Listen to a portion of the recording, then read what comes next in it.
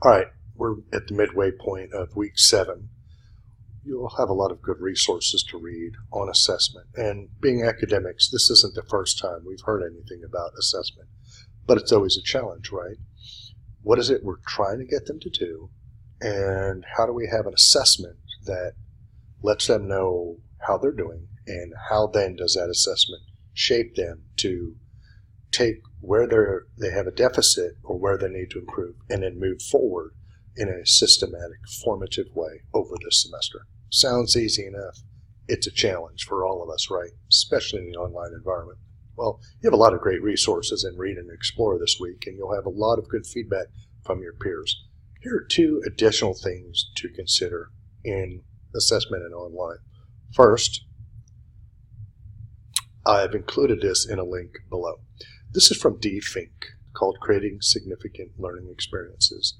His whole approach to creating an online face-to-face or hybrid course is worth the read in the short document that you'll find linked below.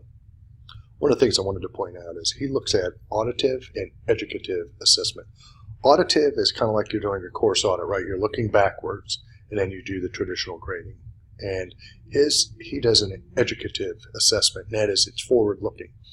Remember, we talked the other day about he looks down the road and what you want the person to learn, know, do, become, and then how do you assess that in a forward way.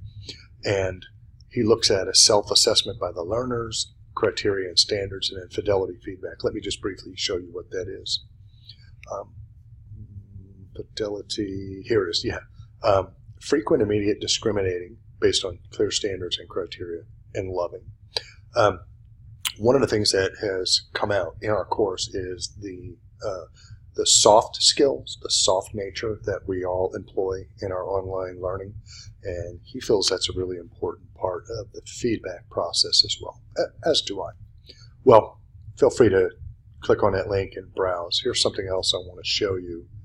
This is from an article myself and 2 colleagues did. It's probably been 10 or 11 years ago. And it's something that we did when I was at ACU Online called a 360 assessment. It's probably very familiar, right? But we had this actually set up where the rubric would allow a student to assess themselves in a rubric, allow somebody else in the course, especially if they were in a small group, to assess them. And then also the third is for us to assess them. And then we created a tool working with a tech company that automatically did this. However, it's not hard for something like this to set up. We feel that this is a really, really good approach to providing holistic feedback. Now, from a managerial stance, 360 feedback is probably something you've heard before. And sometimes it has a bit of an asterisk, right? And a little bit of a thorn, because somebody else is going to be evaluating me, one of my peers.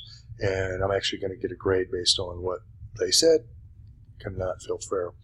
This process has really helped, and one of the things that I've done in some of the courses I taught when I was with ACU Online is I would have the students create the rubric at the beginning of the course. So hey, there's an alarm going off. So it kind of took all the guesswork out of and all the angst out of whose rubric is this, and why am I being judged by my peer, because they created it. Well, just wanted to drop in the middle of the week, offer you a few pointers on assessment, and let me know in a help forum if you have any questions, and I'd love to hear how things are going.